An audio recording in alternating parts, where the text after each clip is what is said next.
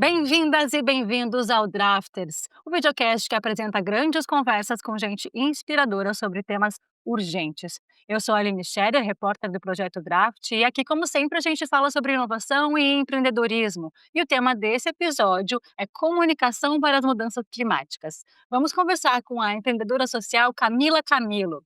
Ela tem 33 anos, cresceu na periferia de São Paulo, estudou gestão pública e trabalhou na prefeitura quando foi convidada a participar do Global Shapers, a comunidade de jovens do Fórum Econômico Mundial. De lá para cá, ela fundou a iniciativa Cria Raiz e o Instituto OIA, que se dedicam a trabalhar com campanhas de comunicação e articulação climática. O CRIA, que antes se chamava Creators Academy Brasil, trabalha com influenciadores, e o Instituto OIA com empresas e organizações. Bem-vinda ao Drafter, Camila.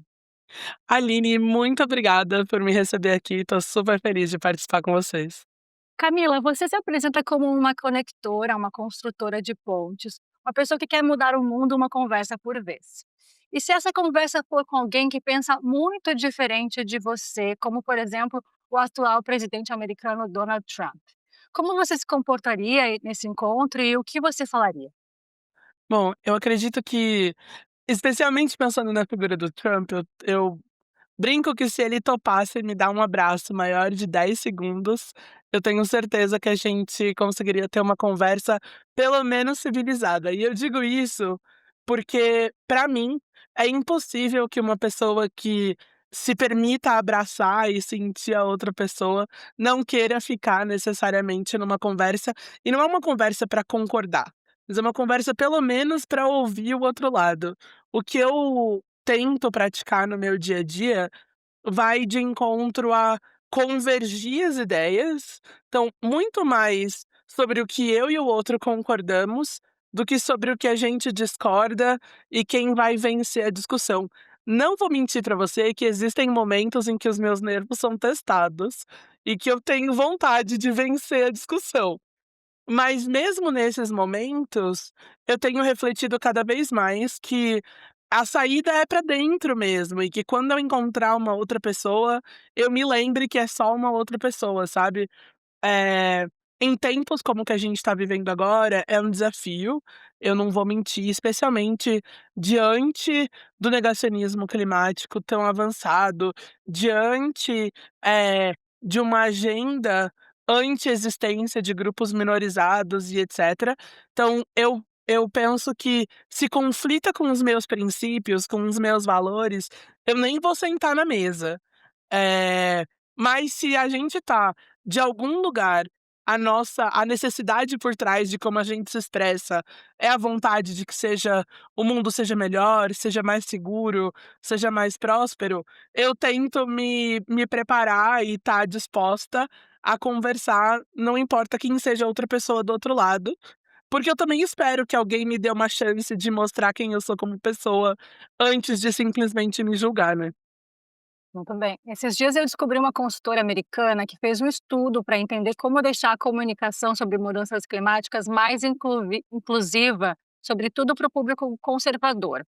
Por exemplo, em vez de usar o termo justiça climática, ela sugere água e ar limpos para todos. Em vez de falar a crise climática é a maior ameaça à humanidade, ela recomenda falar as mudanças climáticas estão remodelando nossa economia e os negócios inteligentes estão preparados. O que você acha dessa estratégia de linguagem? Eu acho que a gente precisa sempre escolher a linguagem que faz sentido para quem tá conversando com a gente, né. Eu brinco que quando a gente para pensar que a responsabilidade da mensagem é do mensageiro, a responsabilidade de ajustar ela para a audiência também é. E a estratégia dessa pesquisadora especificamente funciona em vários lugares e para vários grupos. E na verdade, quando a gente vai buscar convergência, imaginar, por exemplo, ah, emissões de gases de efeito estufa. Sabe aqueles números que são grandezas absurdas? Não sei quantas milhões de toneladas. O nosso cérebro nem processa esse tipo de grandeza. Então, obviamente que quando a gente usa uma linguagem dos assuntos que nos aproximam, então todo mundo sabe o que é água, o que é ar, o que é comida, o que é energia, o que é trabalho, o que é ter dinheiro ou faltar dinheiro. Então, quando a gente consegue usar uma linguagem que se relaciona com o dia a dia das pessoas, se esse dia a dia for o dia a dia de uma dona de casa, é uma linguagem. Se é o dia a dia de um CFO, é outra linguagem. E aí eu acho que a responsabilidade de organizar e de encontrar os argumentos que façam sentido, é de quem está tentando levar essa conversa adiante, né. Eh, eu particularmente acredito na estratégia do ajuste da linguagem como uma ferramenta de manter a conversa viva. E aí, no contexto das conversas sobre mudanças do clima, por ser um assunto tão baseado em ciência, às vezes fica na casa da academia, entendeu? E não sai de lá. E aí fica na linguagem rebuscada, científica e etc. E ela é muito importante, afinal de contas, a gente está falando de um problema de um desafio que tem muita ciência por trás. Mas para eu, como cidadã comum, entender o que se passa, eu não preciso entender o fenômeno climático fisicamente, sabe. Eu sei que a enchente pode me afetar, que a onda de calor pode me deixar menos produtiva, que a seca pode comprometer a minha produção de alimentos e etcétera. Então acho que a gente pode, com intenção, escolher falar uma língua que todo mundo vai entender. Também nesse sentido, Camila, de linguagens e imagens usadas para furar bolhas e construir entendimentos em comum para motivar as ações em favor do clima, o que que o Instituto OIA e o Cria Raiz têm apresentado? Enquanto o Instituto Oyá e Cria Raiz, a gente tem buscado diferentes abordagens. Então, o podcast é um programa de entretenimento, porque, né, o brasileiro adora saber da vida da galera, de conversar sobre relacionamento, sobre maternidade. Essa é uma coisa que tá super próxima da vida da internet das pessoas no Brasil. E aí o que a gente quer é trazer a natureza como um pano de fundo de todas as conversas. E aí a gente escolhe, obviamente, um determinado senso estético que convida a pessoa para a sala de casa, que convida ela para imaginar o que seria ter tanto verde perto de mim, tantas plantas na sala da minha casa, eh, enquanto ela tá ouvindo a história de uma pessoa que ela admira, e a gente vai e introduz a informação no meio da história das pessoas. Isso faz com que, a pessoa fixe aquele dado, aquela informação de uma maneira mais suave na memória de longo prazo, mas 2 que ela absorva conhecimento sem nem perceber necessariamente que é um cunho educacional na proposta, sabe. Ela tá ali curiosa. Enquanto o Instituto OIA, a gente vem desenvolvendo metodologias ativas de trabalho, seja com times, no varejo, e na indústria, ou mesmo nas nossas próprias ações. Então a gente acabou de entregar uma campanha nacional chamada Cadê o Sabor, que estava aqui em parceria com a Rede Globo e com o Climate Base Camp, em que a gente usa o humor como a ferramenta central de questionar as pessoas sobre o impacto da crise climática em sabores que elas gostam muito. Então, a pessoa, o brasileiro, a brasileira, ama o seu café, o seu chocolatinho, o seu açaí. E aí, será que você sabe que as mudanças do clima têm um impacto direto nisso? E aí, ali, num clima de piadinha, na beira da praia, a pessoa fica com a perguntinha na cabeça, e o que a gente quer é que as pessoas fiquem com a pergunta na cabeça, porque no fim do dia, essa pergunta vai poder mobilizar essa pessoa para pesquisar mais e entender mais. Acho que um exemplo que fica aqui algumas semanas atrás, a Anitta visitou o Xingu para participar do Curap, né, um evento que celebra os antepassados, eh dos Cuicuro ali, na região do Xingu.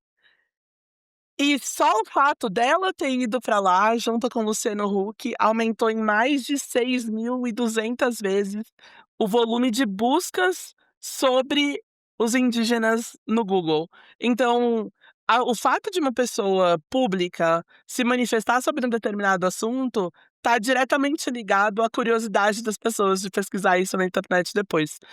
Camila, tem um escritor e antropólogo indiano, Amitav Ghosh, que publicou romances premiados sobre natureza e identidade. E uma das falas dele que eu gosto muito é: "A mudança climática é, acima de tudo, uma crise de cultura e, portanto, de imaginação". Você acredita que a comunicação e produtos culturais podem ajudar a aproximar pessoas que ainda não se convenceram da realidade e da urgência, ou de que já desistiram das soluções climáticas?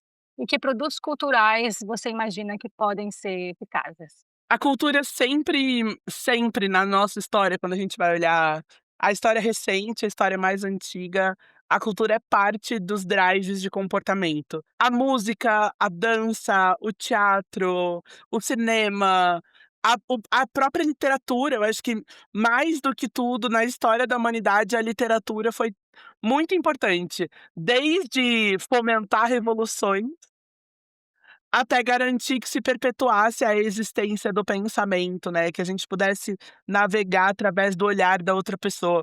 Então, no contexto das mudanças do clima, mais do que nunca a cultura é necessária, especialmente num momento em que tudo é tão plastificado e tão igual, que falta originalidade, que todo mundo veste a mesma roupa que foi feita pelo mesmo designer. Então, aí você pega e para pensar assim, que antes, quando eu encontrava uma pessoa de um outro estado do Brasil, essa pessoa tinha a música do seu próprio contexto, a roupa do seu próprio contexto. Agora, a gente não tem mais diferença. O tempo e o espaço não é mais uma barreira. O que por um lado é muito bom, afinal de contas possibilita relações que antes não existiam, mas por um outro lado, tira um senso de originalidade muitas vezes, né. Então, mais do que nunca a gente precisa da cultura. A gente precisa da cultura para cantar as mudanças. Eu gosto de pensar, né, eu estava na Serra da Capivara passando férias esse ano, em janeiro, e aí o meu guia, o Rafael, um cara que cresceu ali, piauiense, cresceu na Serra da Capivara e é guia lá por mais de 30 anos, ele cantava pra mim em cordel, ou recitava um cordel, ou cantava uma música de Luiz Gonzaga, e depois me explicava o fenômeno geofísico, o fenômeno biológico que estava acontecendo naquela música que ele estava cantando, naquele cordel que ele estava recitando. E aí eu paro pra pensar que aqui em São Paulo a gente também cantava a observação da natureza. Quando a gente para pra pensar, né, nessas águas de março de São Paulo que fechavam o verão, que já não são mais águas em março, às vezes elas são em abril, às vezes elas são em fevereiro. Então, a gente sempre usou a cultura para expressar como a gente se sentia e observava a natureza. Hoje essa mesma cultura está cantando a ostentação, a compra, o estilo de vida, o dinheiro, eh, mas porque são as coisas do nosso tempo. E acho que um exemplo pra mim muito legal é um exemplo do pessoal da Coconut TV, lá do Pacífico, que se juntou, por exemplo, com o Coldplay e fizeram a abertura de alguns shows do Coldplay no UK para falar para aumentar o awareness, né, para aumentar o volume da discussão sobre os impactos do aumento do nível do mar nos estado-nações ali do Pacífico. Então, bom, eu espero que a gente encontre as expressões de arte e cultura desse nosso tempo para trazer essas conversas. Enfim, tem a poetisa paquistanesa Aisha Sadiqa, ela tem alguns poemas maravilhosos dessa relação com a terra, e eu acho que vale conferir também o trabalho da bióloga marinha doutora Ayana Elizabeth Johnson. Ela lançou um livro ano passado chamado What If We Get It Right? E se a gente fizesse direito? E ela também tem um outro livro que chama All We Can Save, Tudo que a gente pode salvar. E ela fez um tour pelos Estados Unidos no livro dela, e esse tour era um tour que era tipo um sarau. Tinha comédia, poesia, música, eh, no fim pra gente falar sobre problemas que são desafiadores, que são os contextos das mudanças do clima, mas sem perder aquilo que nos faz humanos, né, a criatividade, o afeto, a alegria. Fiquei arrepiada aqui, Camila, com essa história, obrigada. Em novembro, a COP30, 30ª edição da Conferência das Nações Unidas para as Mudanças Climáticas, será realizada pela primeira vez no Brasil, em Belém do Pará. E a imprensa vem repercutindo preocupações sobre o evento, sobretudo em relação à disparada dos preços cobrados pela rede hoteleira local. E você, Camila, já esteve em outras COPs, né? Pensando em termos logísticos e a partir da sua experiência, como que você vê a preparação do Brasil? E você viu esses outros, em outros lugares que você foi, cenários semelhantes com relação à hospedagem?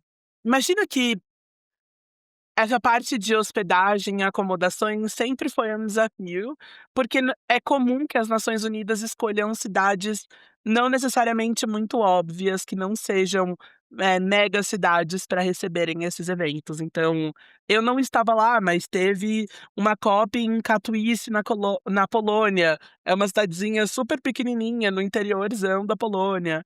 Eh a gente já teve COPs, enfim, acho que nos últimos 10 anos, a única COP, a única conferência que não teve um problema sobre oferta de acomodação foi Dubai, e mesmo assim teve uma questão com os preços, porque os preços das acomodações mais próximas do espaço do evento estavam acima do esperado. Então, essa é uma distorção de oferta e demanda esperada de se acontecer. Acho que um componente extra no Brasil é que hoje, né, até esse momento, não tinha sido escolhida uma cidade para sediar a conferência que tivesse tantos desafios de infraestrutura. Então, que o saneamento básico, como a infraestrutura da cidade não tivesse pronto. Nem tô falando do número de acomodações, tô falando de infraestrutura de saneamento, energia, água, esgotamento, esse tipo de estrutura. Então, Belém agora tá inteiramente um canteiro de obras. Eu tô super confiante de que a cidade vai estar pronta. Existe uma dedicação integral, seja do governo estadual ali no Pará local, quanto do governo federal, de garantir que a conferência aconteça. Tem uma determinação, né, um movimento intencional do governo de garantir a participação de todas as delegações oficiais que precisam estar nas negociações. Mas o que eu acho é que a gente focou tanto em falar sobre logística e acomodação, que a gente está tirando os olhos do que realmente está em jogo. Essa conferência é o teste sobre o sistema de multilateralismo do mundo, assim, sabe. Se a gente boicota essa conferência, a gente está pondo em risco o multilateralismo. Então, a mídia nacional e internacional só dá luzes, só jogar holofotes no desafio de housing, que é uma coisa que acontece, é uma discrepância, é uma assimetria social que se ajusta com o tempo, já está provado, né, basta a gente olhar, assim, para a série histórica das conferências. No fim do dia, os delegados vão estar lá. Eh, a gente está perdendo de vista o que está em risco, que é saber se como comunidade global a gente vai continuar trabalhando juntos e se ajudando. Eh então é nisso que a gente precisa estar prestando atenção, né. Até o momento, por exemplo, não tem a confirmação se o presidente Trump vai vir para a conferência, ou se o secretário Rubio virá. Se os Estados Unidos não vierem, como que eles vão interferir na conferência usando outros países como proxies, tipo Argentina, sabe? Como é que a gente então a gente tá atento à geopolítica, eu acho que a gente precisa olhar mais para isso e confiar que a gente tem os recursos e as pessoas competentes para garantir que a conferência esteja pronta. E vale ressaltar que o espaço das negociações, a Zona Azul e a Zona Verde, são montadas e geridas pelas Nações Unidas. Não tem interferência nem do governo federal, nem do governo do estado do Pará. Essas obras são acompanhadas pelas Nações Unidas, apesar da mão de obra ser local. É a ONU que comanda a estrutura desses espaços, né. Então eu acho que, tipo, enquanto a presidência da COP está organizando a negociação, a articulação dos países e etcétera, e o governo do estado do Pará está colocando todas as mangas estão arregaçadas para fazer acontecer, sabe. É só ir para Belém que a gente vê o trabalho sendo feito. Antes da gente aprofundar um pouquinho mais sobre esses principais tópicos da COP, você vê que algum aspecto positivo que a gente pode tirar da preparação da cidade, levando em conta que Belém é a capital brasileira com maior percentual de habitantes da cidade vivendo em favelas, segundo o IBGE, quase 60% da população de Belém vive em locais de infraestrutura precária. E a gente vê essa movimentação da cidade para melhorar, né, da prefeitura para melhorar a cidade, e a gente vai ter o olhar internacional de milhares, dezenas de milhares de decisores internacionais vendo isso de perto, né. É, eu acho que a cidade de Belém tem uma oportunidade aqui de buscar um desenvolvimento para o maior número de pessoas possíveis.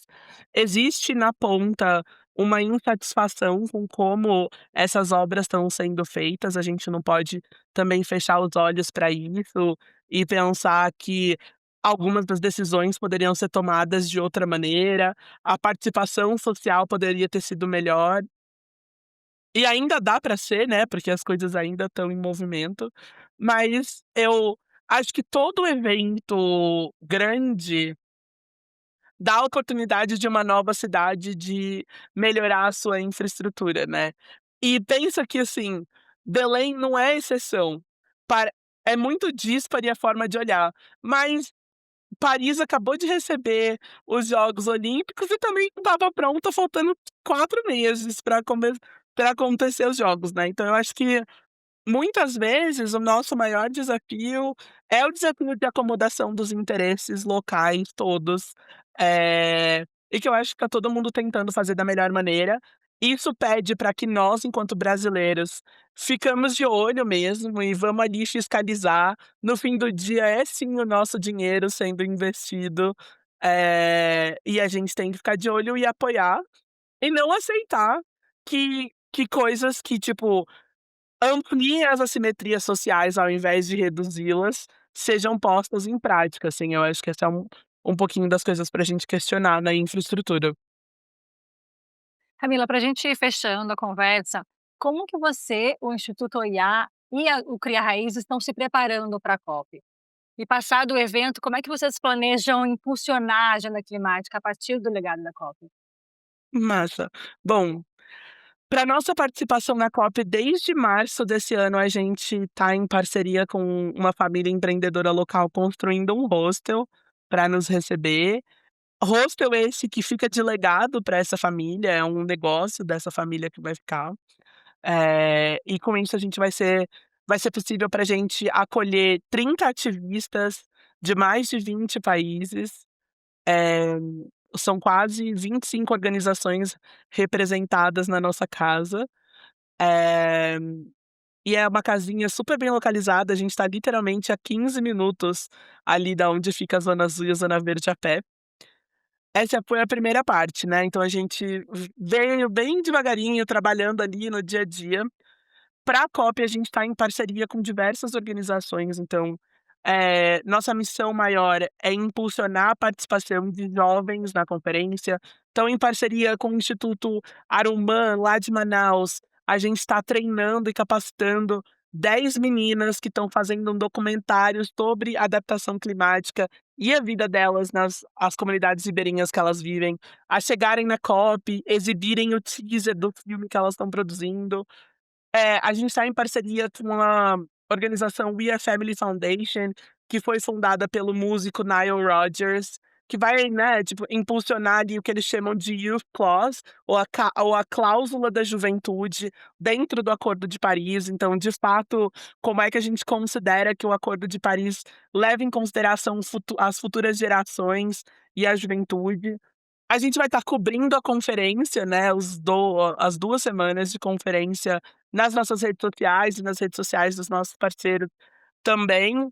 A gente vai estar expondo o Cadê o Sabor, que estava aqui em parceria com a Globo, então a gente vai estar lá com a nossa barraquinha de açaí, café e cacau, conversando com as pessoas, mostrando a nossa estratégia mesmo tentando fazer essa intervenção ali na zona azul e depois vamos ter algumas interações na zona verde.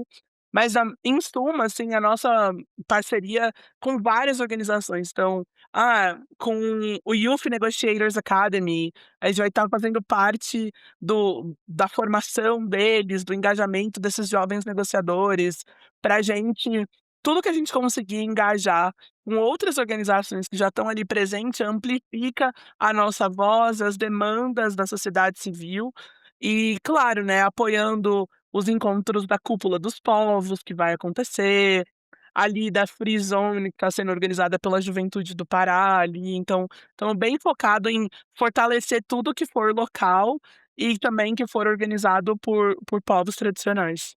Muito obrigada, Camilo, pela conversa inspiradora e obrigada a você que nos acompanhou até agora, espero que tenham gostado. Outros episódios do videocast Drafters estão nos nossos canais do YouTube e no Spotify, onde você pode se inscrever para receber notificações das nossas próximas entrevistas. E eu te convido também para seguir o Projeto Draft no Instagram e no LinkedIn, onde a gente fala de inovação na vida e nos negócios. Obrigada e até o próximo episódio. Tchau, tchau.